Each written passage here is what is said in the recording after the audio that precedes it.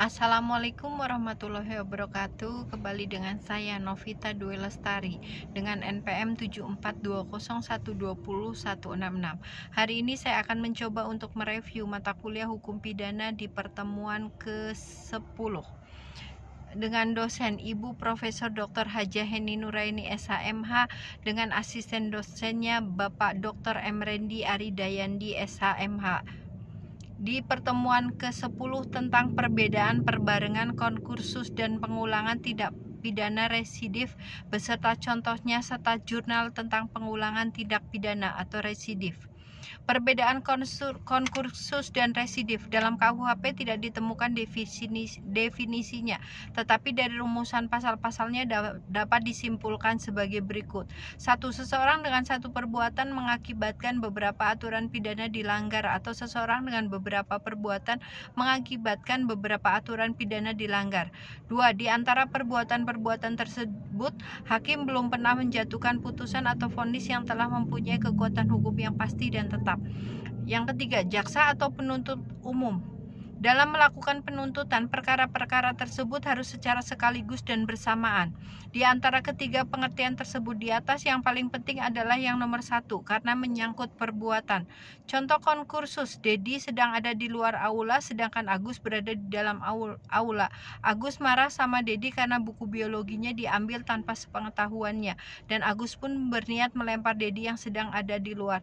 Kalau Agus jadi melempar Dedi, dan akan ada aturan yang dilanggar lebih dari satu, yaitu 1. Agus merusak kaca melanggar pasal 406 dengan ancaman hukuman pidana penjaranya 2 tahun 8 bulan. 2. Agus melakukan penganiayaan melanggar pasal 351 ayat 2 dengan ancaman hukuman pidana penjaranya 5 tahun. B. Pengaturan perbarengan atau gabungan tindak pidana diatur dalam buku 1 KUHP bab 6 pasal 63 sampai 71. Perbarengan peraturan atau konkursus idealis diatur dalam pasal 63 KUHP. Perbuatan berlanjut atau fortgesetzt handling diatur dalam pasal 64 KUHP.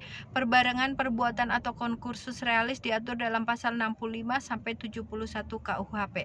Konkursus idealis dan konkursus realis adalah bentuk konkursus murni, sedangkan perbuatan berlanjut atau fortgesetzt handling adalah bentuk konkursus tidak murni. Sistem pemidanaan. A. Perbarengan peraturan atau konkursus idealis pasal 63 KUHP. Menurut pasal 63 KUHP ayat 1 KUHP digunakan sistem aborsi, yaitu hanya dikenakan atau dijatuhkan pidana pokok terberat. Sistem pemidanaan seperti ini dinamakan aborsi murni, hisapan murni, yaitu pidana yang terberat menghisap pidana yang ringan. Dalam konkursus idealis, perbuatan yang dimaksud adalah perbuatan jasmani atau material handling, yaitu perbuatan yang tidak dapat dipisah-pisahkan. Dalam pasal 63 KUHP, aturan yang dilanggar harus berbeda atau lebih dari satu aturan pidana. Tetapi dalam praktek sering terjadi beberapa perbuatan yang hanya melanggar satu aturan pidana, tetapi hal ini dipakai pendapat doktrin, yaitu konkursus idealis homogeneus. Selanjutnya, perbuatan berlanjut. Menurut pasal 64 ayat 1 berlaku sistem aborsi, yaitu hanya dikenakan satu aturan pidana saja, dan jika berbeda-beda dikenakan ketentuan yang memuat ancaman hukuman pidana yang terberat. Pasal 64 ayat 2 merupakan aturan khusus dalam pemalsuan dan perusakan mata uang. Pasal 64 ayat 3 merupakan ketentuan khusus dalam hal kejahatan-kejahatan ringan yang merupakan perbuatan berlanjut. Menurut MVT, syarat perbuatan berlanjut adalah 1. Ada niat yang merupakan perbuatan yang terlarang. Yang kedua, di antara perbuatan-perbuatan tersebut dilakukan tidak terlalu lama. Yang ketiga, tindak pidana yang dilakukan harus sejenis. Contoh kasus dalam perbuatan berlanjut: seseorang pembantu mencuri uang milik majikannya tersimpan di lemari berupa lembaran 10.000 yang berjumlah 1 juta atau segepok. Uang tersebut tidak diambil pembantu secara sekaligus, melainkan setiap hari hanya 2 lembar saja, dan baru 3 kali mencuri keburu ketahuan oleh majikannya. Untuk kasus ini hanya dikenakan satu pasal saja terhadap pembantu tersebut, yaitu pasal 362 KUHP. Perbarengan perbuatan Konkursus realis diatur dalam pasal 65 sampai dengan pasal 71 KUHP. Konkursus realis berupa kejahatan yang diancam pidana pokok sejenis, yaitu terhadap kejahatan-kejahatan pasal 65, yaitu hanya dikenakan satu pidana dengan ketentuan bahwa jumlah pidana maksimum tidak boleh lebih dari maksimum pidana terberat ditambah sepertiganya. Aborsi yang dipertajam atau diperberat. Selanjutnya, konkursus realis pelanggaran diatur dalam pasal 70 KUHP dengan sistem pemidanaan disebut kumulasi atau pidana sejenis, yaitu tiap-tiap pidana dijumlahkan. Contoh A melakukan dua pelanggaran yang masing-masing diancam pidana kurungan 6 bulan dan 9 bulan, maka seharusnya maksimum pidana adalah 6 plus 9 sama dengan 15 bulan.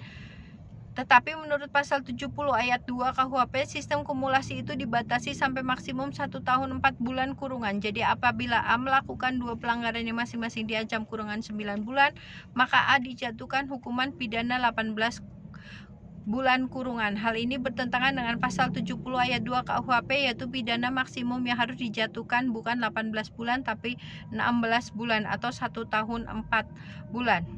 Untuk konkursus realis baik yang berupa kejahatan maupun pelanggaran yang diadili pada saat yang berlainan berlaku pada pasal 71 KUHP. Pada tanggal 1 Januari 2007 melakukan pembunuhan, pada tanggal 5 Februari 2007 melakukan pencurian, pada tanggal 10 Maret 2007 melakukan pencurian. Dalam hal ini, karena alat bukti belum lengkap, maka perkara yang ke-1 saja yang diajukan ke pengadilan. Terhadap kasus ini, hakim harus berpedoman pada pasal 71 KUHP, yaitu dalam perkara ke-1, jika hakim sudah memutus pidana terberat ditambah sepertiga, maka untuk perkara selanjutnya, hakim hanya memutus atau menjatuhkan vonis dengan putusan bersalah saja.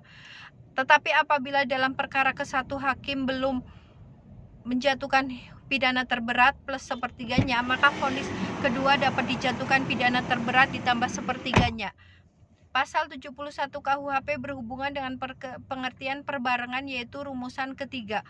Oleh karena itu, jaksa atau penuntut umum harus melakukan penuntutan secara bersamaan dan sekaligus. Tetapi dalam praktek jaksa tidak selalu mengajukan perkara secara sekaligus dikarenakan alat bukti yang kurang lengkap.